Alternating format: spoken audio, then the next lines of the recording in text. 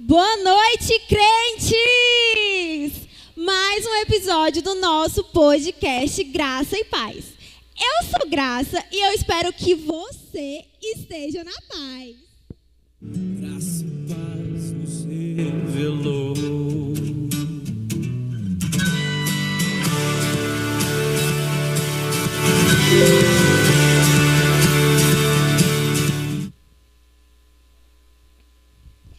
Preparem-se porque hoje nós vamos receber duas das maiores histórias cristãs. Eles aí que vêm de épocas diferentes, mas as suas histórias têm um marco gigantesco até hoje. Então, ele que veio diretamente de Belém, gente, a sua história mudou o mundo. Então, com vocês, ele, o príncipe da paz, o super estrela, o mestre dos mestres, Jesus Cristo!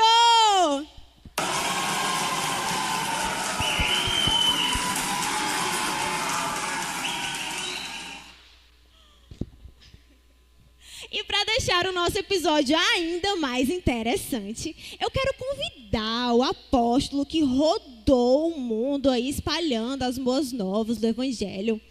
Com vocês, Paulo de Tarso, de perseguidor a pregador da palavra.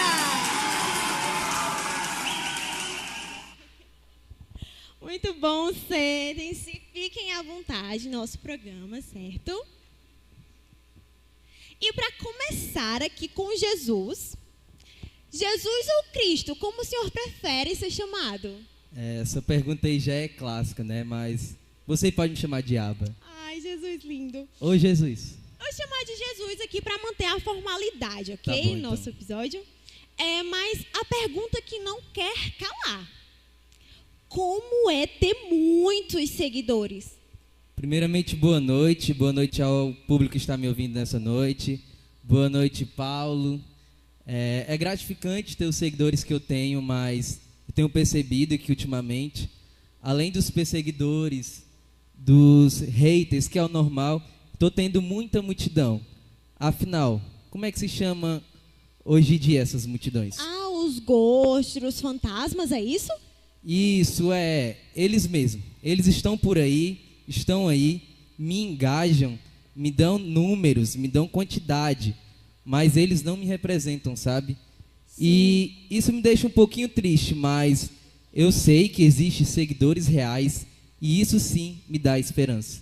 Certo, inclusive o nosso outro convidado, Paulo, ele foi aí um hater e perseguidor da igreja cristã. Mas, Paulo, nos conte.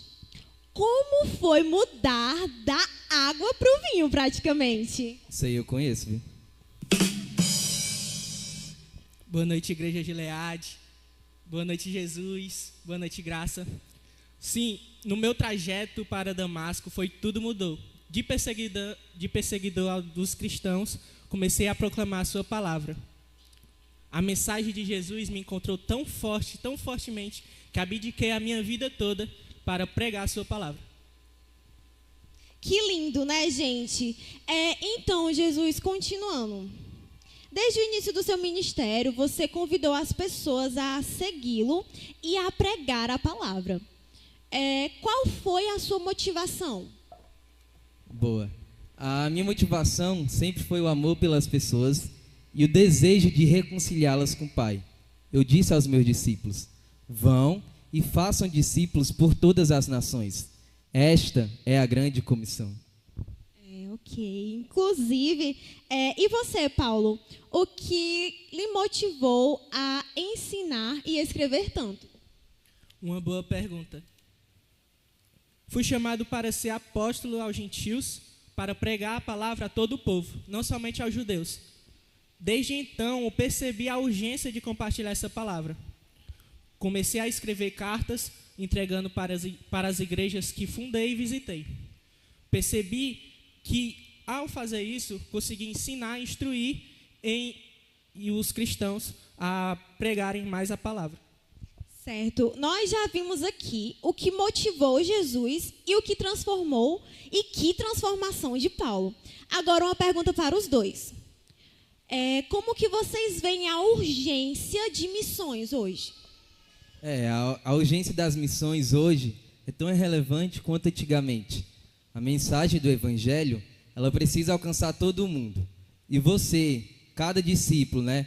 Você que está ouvindo nessa noite aqui, nesse exato momento, você tem a responsabilidade de anunciar essa boa nova, para que todos possam experimentar a vida plena em Deus.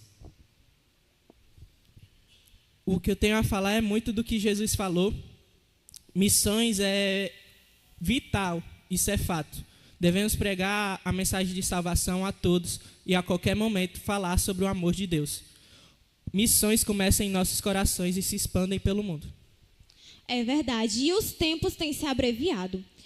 Mas continuando, Paulo, você enfrentou aí vários desafios em suas viagens missionárias. O que você diria para aqueles que têm medo de começar? Sim, enfrentei perseguições, prisões e naufrágios, mas a graça de Deus era suficiente. E o que eu tenho a dizer a essas pessoas que têm medo é que não temam, pois a necessidade de fazer missões é muito maior. É forte, hein, igreja? Quem crê assim, aleluia, glória a Deus. E vamos lá que o tempo urge, ok? Jesus, você, qual é a mensagem central que você gostaria de deixar para a igreja? Eu poderia dizer resumidamente assim: ame a Deus sobre todas as coisas e ao próximo como a si mesmo. Pregar o Evangelho é um ato de amor. E sejam luz nesse mundo. Vocês não precisam parar o que estão fazendo. Eu preciso que vocês façam, falem, preguem quando estão indo. Seja na sua escola, seja no seu trabalho, na sua faculdade, na casa de cada um de vocês, com os amigos de vocês. Eu os exorto solenemente, preguem a palavra. Eu conheço essa frase em Jesus. É muito bom, é exatamente isso, crentes. Mas agora, continuando, Paulo, como nos ajude, como que o nosso telespectador aqui, a igreja do Senhor presente, pode ser mais eficaz em missão? Unam-se em orações, ajude um missionário e seja um missionário onde estiverem. A colheita é grande e poucos são os trabalhadores. Então, começa tudo em nós e se expande pelo mundo. É bem verdade. É o simples que funciona, não é mesmo? Bem, agora a gente vai para aquele momento, certo? Em que você aí de casa interagiu no nosso Instagram, mandou lá a sua pergunta para os nossos convidados, ok? Então, Timóteo, tudo certo? Ok, então joga aí na tela a primeira pergunta, por gentileza. Eu acho que ele está esperando as cartas de Paulo. Cuida, Timóteo. Muito bom, primeira pergunta para o Paulo. Por que missões, Paulo? Uma boa pergunta, uma excelente pergunta. Como descrevido lá em Atos 9, viver é Cristo e morrer é lucro. Então, por que não pregar essa palavra? Então, por que não dizer a cada um quanto amamos a Deus? Sim, muito importante. E a próxima pergunta? Jesus, quais são os pilares das missões? Bom, poderia dizer que orem, apoiem, ofertem também, dê esse apoio aos seus missionários, contribuindo, principalmente além das ofertas com orações, estando presente com eles. Esse eu poderia dizer que seria o pilar para que as missões possam acontecer de uma maneira em que chegue a todos os povos. Certo, tem mais uma pergunta? Para os dois, quem pode fazer missões?